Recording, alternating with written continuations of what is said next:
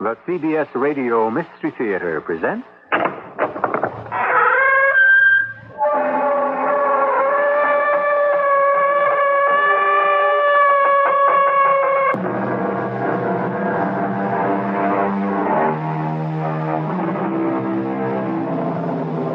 Come in.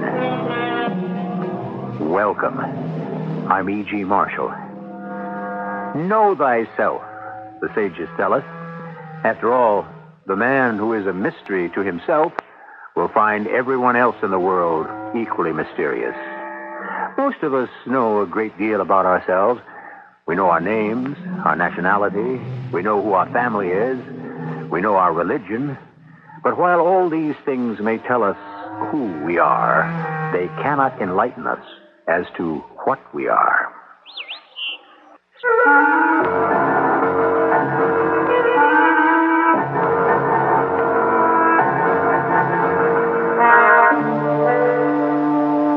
Our mystery drama, Bloodline, was written especially for the Mystery Theater by Sam Dan and stars John Lithgow. I'll be back shortly with Act One.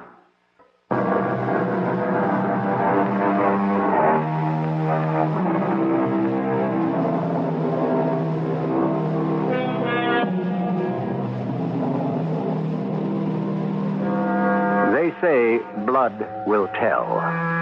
They say the apple will not fall far from the tree. Therefore, according to what they say, it would appear that we are blessed or cursed, as the case might be, to follow in the footsteps of our fathers. But is the proposition true? I'm not sure. You can't really answer that type of question, but it's always good for a story. Our story begins in jail. Well, Louis, I can't afford a lawyer, Kevin. You're entitled to a lawyer. It's the law. I can't afford a lawyer like you. Don't worry about the bill. The court will assign me somebody. I can't forget everything you've done for me, Lou. All that was long ago, in another life. I think I'm going to sit in jail for a long time. All you did was embezzle some money. It was close to $2 million. Well, we can arrange for restitution. It's gone, Kevin. Gone? $2 million? How can $2 million be gone? It went. Where? Well, Louis, you did have a lot of money of your own. I went through it all. Why, no, for a fact, when your mother died, she left you a large amount. I went through that, too. How? Did you ever hear of the stock market? Everybody had you pegged as one of the smartest young guys on the street. What happened? Did you ever hear of the pitcher that went to the well too often? What's wrong, Lou? You know what's wrong. I stole $2 million from my employer. Now, that's a symptom. It isn't a cause. Very well put. Quit fencing with me, Lou. Tell me the truth. Why don't you let me alone, Kevin? $2 million. I think it began when your mother died. Yes. Right after your mother died. Am I right, Lou? I don't want to talk about it. Am I right, Lou? Look, I know that losing her was a shock. I said I don't want to talk about it. But there was more to it. Tell me, Lou. Come on. You can tell me. How many times do I have to tell you? I don't want to talk. That day, that morning, we were playing golf at the club. J.R., my boss, and myself, and that new client of mine. Oh, yeah, I remember him. Jim, Honeyman? Jim Silman. Oh, yeah. He thought you were the sly fox of Wall Street. You were the reason his account was coming to J.R. Witherspoon. He wanted you to supervise it personally. It should have been the greatest day of my life. My game was working that day, too. I was walking toward the fifth green with J.R. What a morning. What a glorious morning. Oh, great shot, Lewis. I think you've left yourself a 4-foot putt there.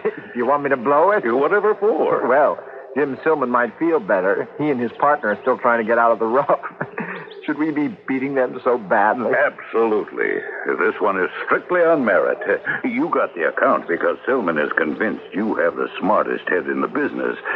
And so do I. Thank you, J.R. No, I'm going to thank you in a very practical way. But we'll talk it over at lunch in a day or two. Mr. Lewis Olcott. What? Mr. Lewis Olcott. Hey, is that from me? Mr. Lewis Olcott. Oh, it has to be something serious for them to page you on the course. Mr. Olcott, telephone. My mother. She's in the hospital. Now, Louis, be calm. The phone. Where's the phone? In the shack at the 9th tee. It was my mother. She had suddenly, and for no apparent reason, taken a turn for the worse. When I arrived at the hospital, I was nervous and scared. She wasn't in her room. Was I too late? Nurse! Yes, sir. Mrs. Alcott.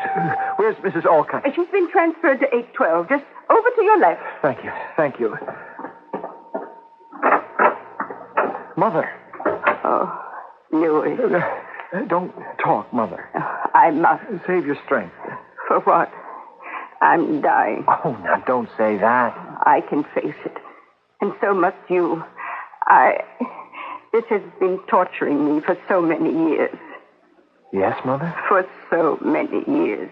But you have a right to know. Please, Mother, you mustn't excite yourself. Everyone has a right to know. Everyone has a right to know what, Mother? What am I trying to tell you?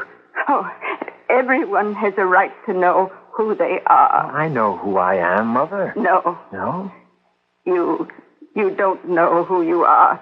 What are you trying to tell me? We should have told you years ago, but your father, he was afraid you would leave us and try to find your real parents. What are you saying, Mother? I said to him, we are your real parents in everything but blood. And that shouldn't matter, should it? Tell me, Louis, haven't we been your real parents? Edmund Alcott and I. Could any other parents have loved you more than we did? Could they? You're telling me now that I'm... I wanted to tell you from the beginning. But is it right to tell you now? Is it? But if I don't, you'll never know. And you should, because you have that right. Louis, please, promise you'll never tell your father. Promise. It will be our secret, yours and mine. Yours and mine. Yours and mine. Lou. Yes, Kevin. That's what she told me. On her deathbed. You never knew. What a time. What a place. What a way that was to find out. Is it really true? Well, it's what she told me. Well, she said, don't tell your father, but your father had already died 3 years before. Well, at that point, she wasn't thinking too clearly. And so she could have been wrong. About what? Well, about your being adopted. Well, she would know better than anyone. Huh. Well, it must have been a shock. But you were always a pretty tough character. You could face up to it. Yes, I could have.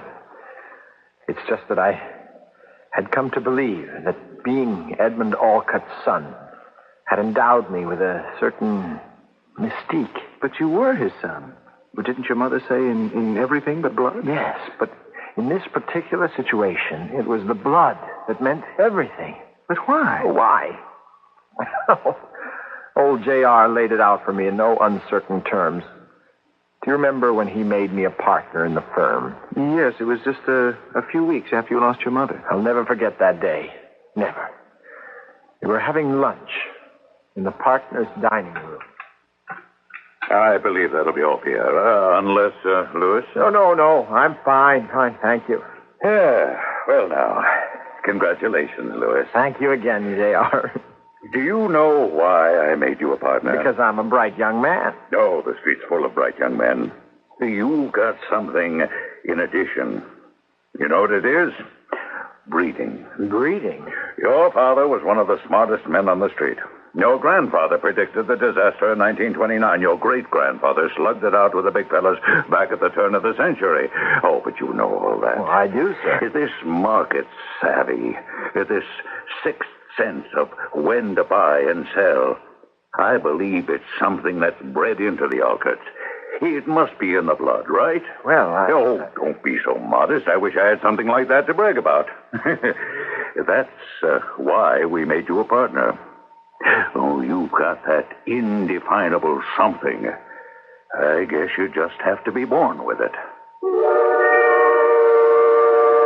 Kevin, I can't tell you what an upsetting lunch that was. Louis. I know what you're going to say. I was taking it too seriously. That's right. You'd done a tremendous job for JR up to that time, hadn't you? I admit it. Yes. So what was all that mystic nonsense about blood? It wasn't nonsense. I thought I had that blood. But you didn't.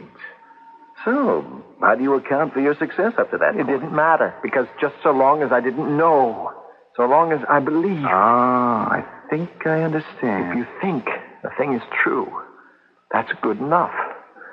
But now, I was scared. Why? I thought I had something special in my genes. But then the rug was pulled out from under me. Lou, I never in my life met a more practical, down-to-earth man. Now look out for us practical, down-to-earth fellows. When we crack, we split wide open. I was so scared I lost control. My judgment went completely. I made several foolish moves. But there was nothing mystical about what you'd been doing, Lou. It was based on sound evaluation. No. It was as if I had broken down completely. No control. I did things that were incredibly dumb, that I didn't want anyone to know. I would cover up the loss of money with my own private funds. You did? Yeah, there were several episodes like that. Before I knew it, I was practically broke. All I had was my salary, and that wasn't an awful lot, because I was supposed to really make it in commissions and bonuses. I became afraid to buy and sell. And JR noticed it. And you know what he thought? He actually thought I was doing the right thing. I noticed, Louis, that you haven't been generating very much activity among your clients. That's true. You're advising them to stay more or less liquid, aren't you? Yes, I feel... Well, I have to respect that, Louis. The fact is, we really don't know where this market's going. It takes a lot of character to sit still at a time like this, though. It's just that... I remember your father. He would sit there just waiting. Waiting. You'd think he'd fallen fast asleep and was out of it. And then suddenly he would strike without warning, like a cobra, at some beautiful special situation. Well, just let me know when you're ready to spring, Louis. Yes, JR. What are you telling me, Lou? You're saying you fell into a period of, call it, self-doubt. Well, it happens to a great many people. Suddenly you begin to think you've lost your touch. I didn't think. I knew. You should have gone to a psychiatrist. I did. But the fact is, nothing changed. Then, one day, I didn't know what was going to happen to me.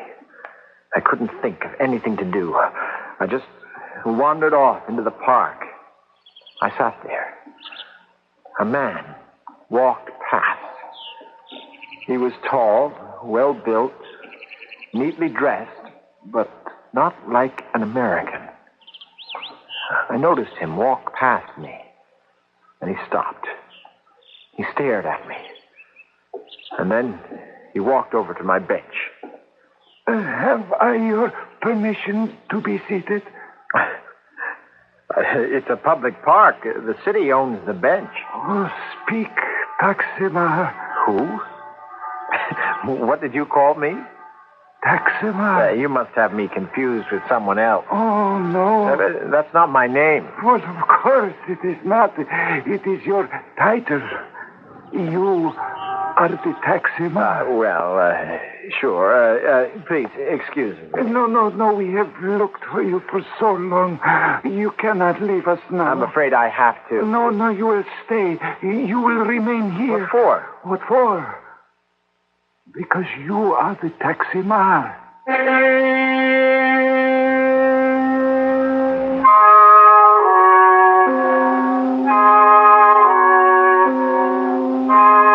Whatever that is.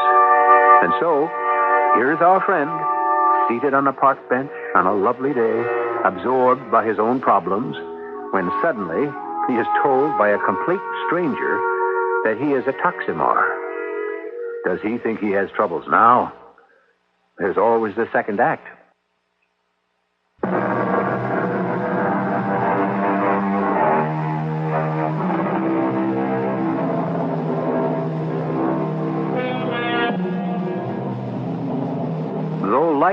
may be long, the philosopher tells us, changes can be sudden. Without warning, we hear a single word, and the world becomes a different place. It can never be the same again. The familiar landmarks disappear, and what we thought was solid rock is only soft and yielding clay. Look here, sir. Just what is this thing supposed to be? Well, my name is Ruick, Joseph Ruick. Oh, it is most remarkable. I saw you sitting on this bench. Suddenly, a voice within me spoke. It is the taximar. What's your racket? Racket? Well, this is a hustle of some kind. Is it a trick? A trick? A trick with what objective? You would know that better than I would. Taximar, will you return? Return where? To the homeland. Homeland? For your information, sir, this is my homeland. Is it? How do you know? How do I know? And how do you know that you are not the taximar? Sir, there's absolutely no way I could be whatever it is you're calling me. Why do you say that? You claim you are not the taximar. Very well, then. Who are you? Whatever this is, it isn't going to work. You're wasting your time. You're wasting my time. Good day. Wait. For what? Before you go, ask yourself, who am I? And soon the answer shall be revealed. It will be made clear to you that you are the taximar. He would meet me on that bench every day. Why did you go there? Well, it didn't matter. Wherever I went, he'd be lying in ambush. So I figured I might just as well go to the park. Well, why didn't you turn the thing over to the police? I was about to. What stopped you? I began to wonder. I didn't begin. I'd been wondering since the day she died. Who was I? Oh. I can't tell you what it means not to know who you are. I suppose if it's something that's been going on for a while, you manage to adjust to it somehow. But it was all very new to me, very disturbing. I was used to seeing him every day and going through that taximar nonsense. And one day, he wasn't there.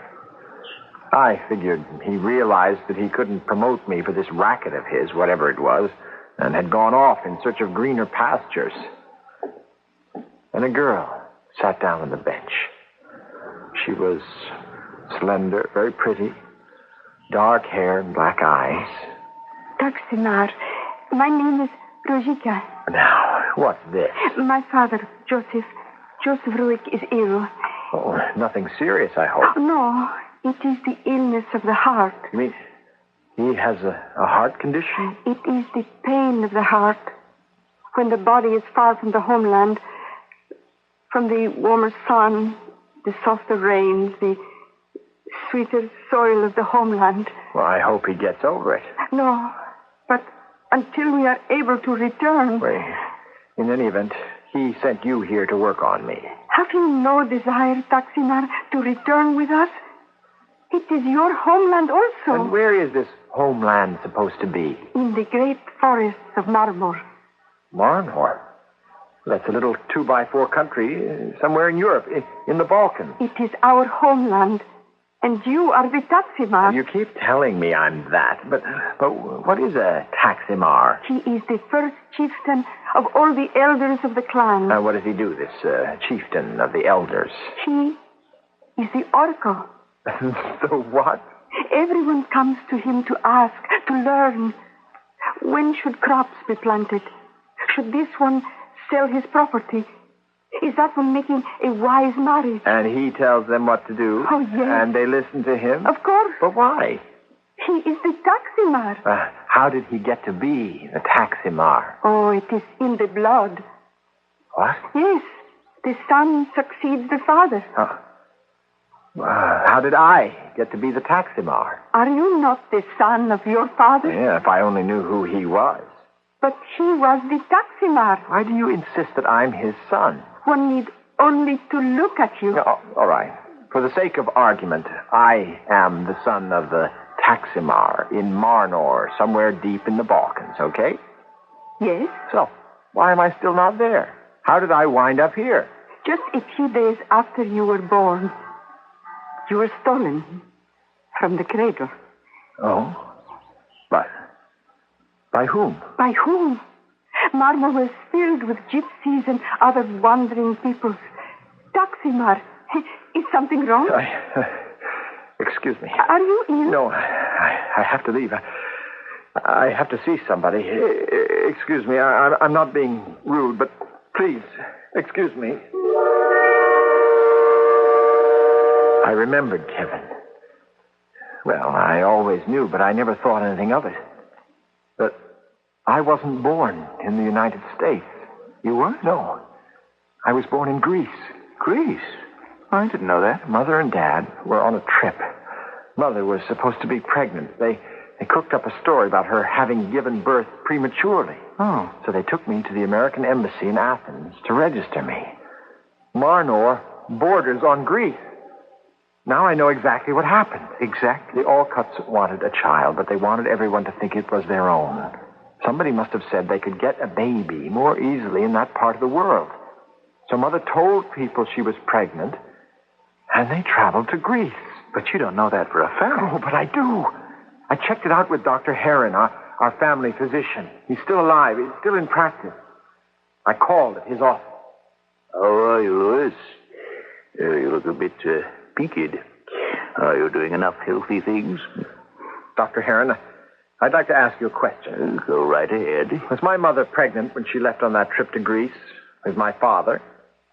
Oh, why do you ask? Just curious. Well, she must have been pregnant. After all, as soon as she arrived overseas, she gave birth to you, didn't she? Did she? Well, you're here, aren't you? That proves it. You haven't answered my question, Doctor. I can't imagine why you'd be asking it. What's the point, Louis? Well, maybe I'll have better luck with this question. My mother was in her 30s, late 30s, when I was born. Yeah, I believe she was. And she'd been trying to have a baby for a while. Oh, yes. For how long a while, would you say, Doctor? For a great many years, as I recall. With no luck. With no luck at all. And then suddenly, when she's almost 40, she goes abroad and has a baby. You know how it is sometimes, Louis. Change of scene can work miracles. She told me I was adopted, Doctor. Oh? Did she? Louis, does it really make that much difference? It sure does. In this case, it surely does. It makes all the difference in the world. Good day to you, Taksimar. Please sit down, Rojika. Oh, yes. Now, this is crazy. It has to be crazy, but... But what? For the sake of argument, I'm going to quit fighting you. Just tell me about this whole business. Well, there was a legend. Now, we start with that, huh? A legend that the only son of a Taksimar would be stolen from us. Yes? He would be taken to a strange land far across the seas. And the ruling Taksimar would die. Now, for many years, the people would have no oracle, and things would not go well for the people. They have not gone well. I'm sorry to hear that. The legend says further that the people would look for him everywhere, and one day, one of them would find him. Find him? How? He would see the Taksimar and know him. Just like that? And it came true. My father saw you and knew you. I see you now, and I know you. Go ahead. The Taksimar would not know who he was, but he would have become rich and powerful. And when it was revealed to him, he would return to the homeland. He would return with the fortune he had made, and it would help the people. Fortune? What is so little here is so much there. And so the legend says it was meant to be, that the young Taksimar was stolen from his cradle and taken from us, for he would return to save us. That's the legend, huh? Oh, yes. I still can't clear that very first hurdle. How do you know it's me? Oh, one knows these things. Well, it would be great if we had some evidence. But we do have evidence. the best evidence that can exist. The evidence of the heart and the soul. How does that work? Oh, through our feelings. I feel that you are the Taximar. I feel I know you, that I have always known you. Why do you feel that? Because my heart tells me. We come around to that again. What does your heart tell you? Truthfully, not a thing. Oh, look at me, Taximar. That's not too hard to do. Look at me. I'm looking. Have you seen my face before? Heard my voice before? Have you? Have I? Oh, try to remember. How can I remember what I never... It is in the blood. The blood? The blood. The blood is everything. You remember through the blood. You were born in Marmor. You breathed the air of Marmor. It has stayed with you. It will remain with you forever. Marmor? The tiny baby in the cradle. The son of the Taximar. And there was another baby in another cradle. What? Yes. She was brought there for the ceremony. What ceremony? The betrothal. The betrothal? She was the daughter of the first minister of Marnor, Joseph Ruik. Joseph Ruik? The one who... Joseph Ruik is my father. You and I were born on the same day. It was an omen.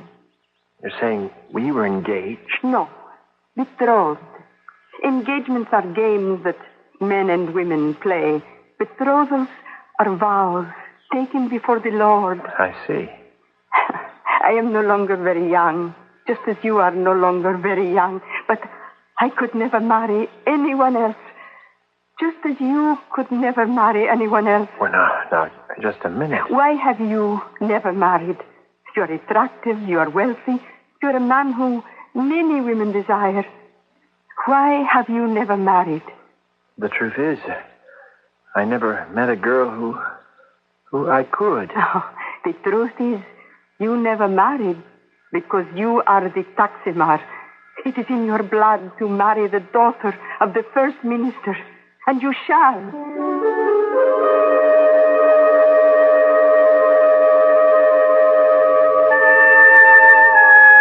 Is that a proposal? There seems to be a ring of inevitability that's being drawn closer, ever closer around our leading man. But, after all, how does he know? How can he be certain? To be perfectly fair, can any of us be absolutely certain of anything? At least, we can be certain there's going to be a third act.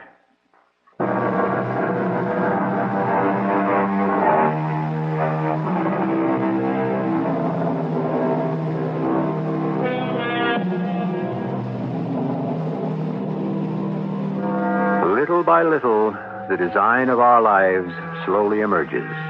We see a piece here and a portion there.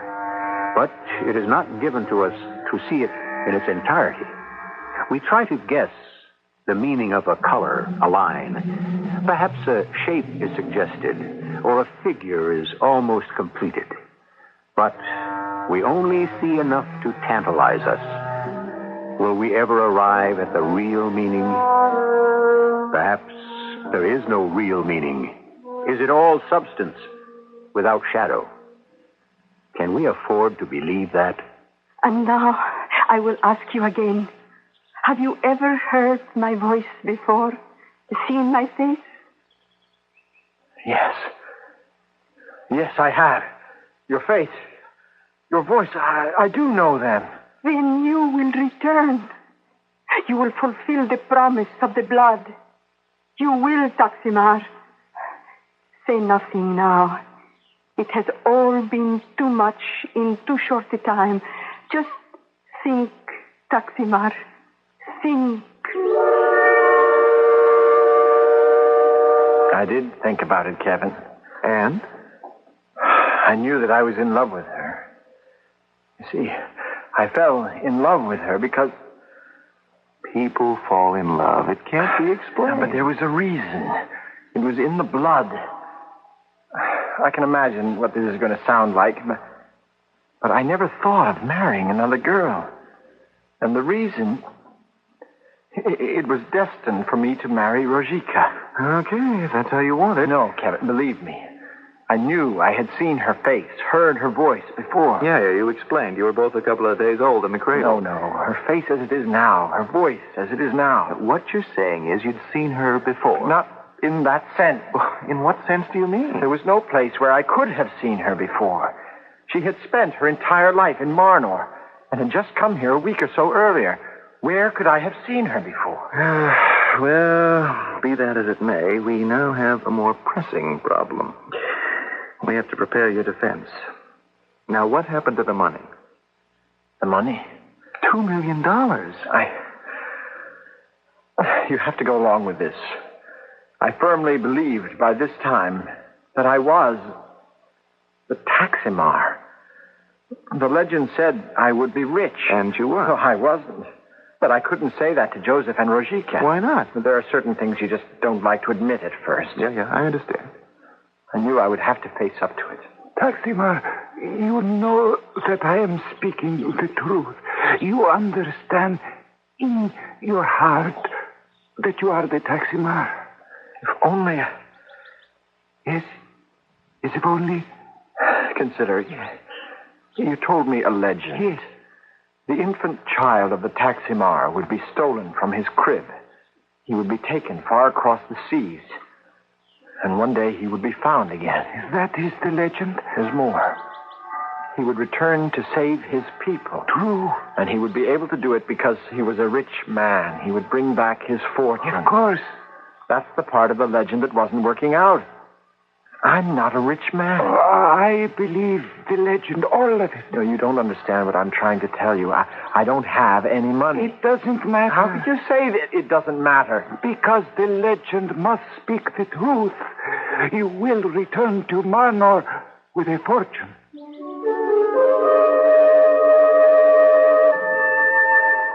You are very sad, my loved one. I don't know what to think. I'm a civilized, rational person. And here I'm getting involved in all this stuff about blood. Oh, civilized, rational people also have blood, do they not? Yes, but... Listen to the council of the elders of Marmor. Blood speaks to every member of the human race. There are those who listen and those who do not. Please, Rojika. What is this blood that flows through the veins? Is it not the accumulated wisdom of humanity? In you, there is the blood of all who came here before you. Rojika. Return. Become the Taximar. Fulfill the prophecy. I can't. Why not? Because I have no fortune. You will have a fortune. Will I? Oh. There's no way I can ever hope to make any money. Whatever I had is gone. I don't have the touch anymore. You will have a fortune. You don't know what I'm saying. I only know the prophecy. I'll never make another dollar in the market. Beloved, let the anger be gone from your voice. Let there be peace in your heart. And let love return. Sit with me. Sit quietly, and we shall dream of love and Marnor. Pour you some more coffee, my boy? Thank you, J.R. Louis, I'm getting a bit of flack from the board about you. Fellows want to know what has the sharp fox of Wall Street been doing. The answer is you haven't been doing anything. That's true, isn't it? Yes, sir, in many ways. Quite frankly, it isn't just the board. The customers, too. Old Jim Silverman said to me just the other day at the club he didn't bring his account in here so that we could sit on his money. Might just as well hide it under his mattress at home. Louis, what's been going on? It's just that I don't see too many opportunities at the moment. Oh, yeah? Come on, Louis. Digital advances shot up 15 points in the last 2 weeks. Delta Consolidated doubled. No, these were the situations you used to get us into. What is it, Louis? Have you lost your touch? Was I wrong about you? J.R., I'm trying. Well, you have to try harder. And better. Otherwise, I'll have to conclude that I made a mistake. Kevin, I was terrified. I knew I'd be fired. But you had a great education. You were knowledgeable, experienced. All that couldn't just disappear. It did. And what did I have left? Marnor. Marnor? I believed in it, Kevin. Marnor. And I would become the Taximar. And so, that very day, I met with Rojika. A most beautiful day, beloved. A day to remember. Because today, all doubt is gone. I believe in the prophecy. Oh, we must leave at once. Tonight. Yes, there's a plane for Athens every night. And from there, we can drive to the border and cross into Marnor. Father and I will meet you at the airport at 8 o'clock. We will have the tickets. Rojika, Yes, beloved. I will return without a fortune. You will return with a fortune. I believe in the prophecy. And then suddenly I believed in it too. That's when you went back to the office and you stole $2 million worth of negotiable bonds. I didn't think I was stealing. Any way you want to put it. As Taximar, I sincerely thought I could make improvements and earn enough to pay back JR and company. Weren't you afraid they'd come after you?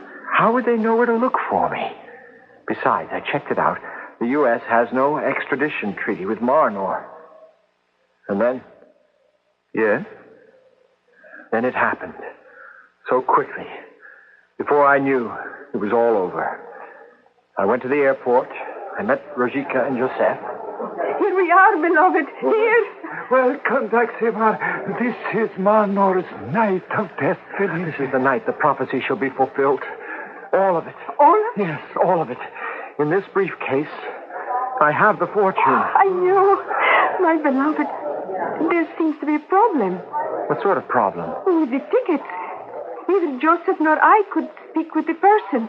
Could you adjust the situation? Of course. Just wait right here. Do I have to tell you the rest of it? No. The people at the ticket counter knew nothing of any such reservations. I went back to where I had left Rojika and Joseph, and they were gone. With the briefcase and with the securities. At least I've got your defense.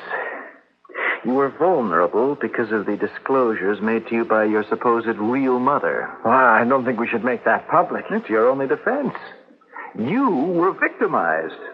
Lou, there won't be a dry eye on that jury. And so, ladies and gentlemen, I cannot ask you to close your eyes to what this man has done. I can only ask you to try to understand him, to try to explore in your own minds the trauma that he has suffered, and to remember that he is a human being, subject to the weaknesses and the vulnerabilities that can be the undoing of every member of the human race, given the time, the place, and the circumstances.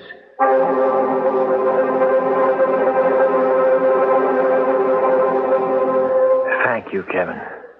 7 to 12 years isn't really bad at all. I know. It could have been much worse. With time off for good behavior, you can be out in 3 years. And you're still young. You did a sensational job. I was afraid of one thing, the loose end in the defense. Oh, sure, you were victimized by a couple of confidence operators, but how did they know about your parental situation? Wait. I see it now.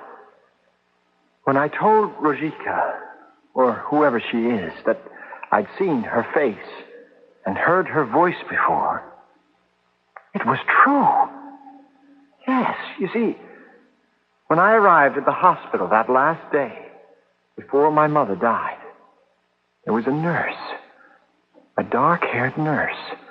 She told me Mrs. Alcott is now in room 812. And you're saying she could have somehow overheard the conversation and decided on the hustle? Absolutely. I'm convinced of it. There's no other explanation. There could be. We could say that there was no hustle. We could say that Rojika and Joseph Ruick never existed. Kevin, We could even go back farther and say your mother never told you that you were adopted. All we have is your word for it. But what purpose would I have to... Let us suppose that you had suddenly gone sour, lost your ability, your flair, whatever. It happens to people.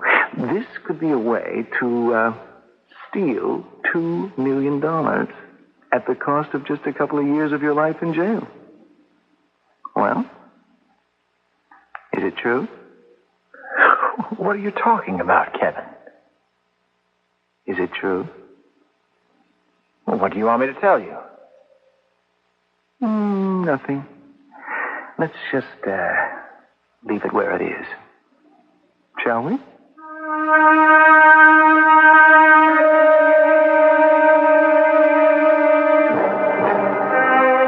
And why not? Either way, he goes to jail. If we were to know the truth, we would lose a most delightful opportunity to speculate. You can make out a good case for either conclusion.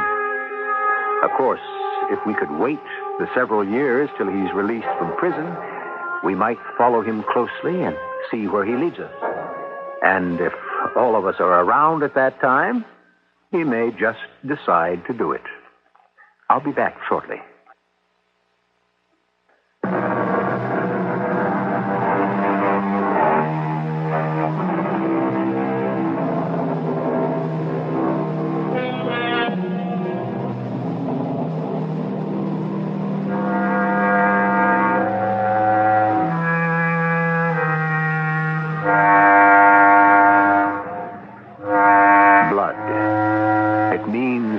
Many things. On one level, it is the fluid that circulates through our system and carries the necessary items of life. It can also mean passion, heritage, temperament, relationship. It is not only the basic stuff of the body, it is also the essence of the soul. Blood. It is shadow and it is substance. And it carries within itself the true meaning of humanity. Our cast included John Lithgow, Russell Horton, Ray Owens, and Bryna Rayburn. The entire production was under the direction of Hyman Brown. This is E.G. Marshall inviting you to return to our Mystery Theater for another adventure in the macabre. Until next time, pleasant dreams.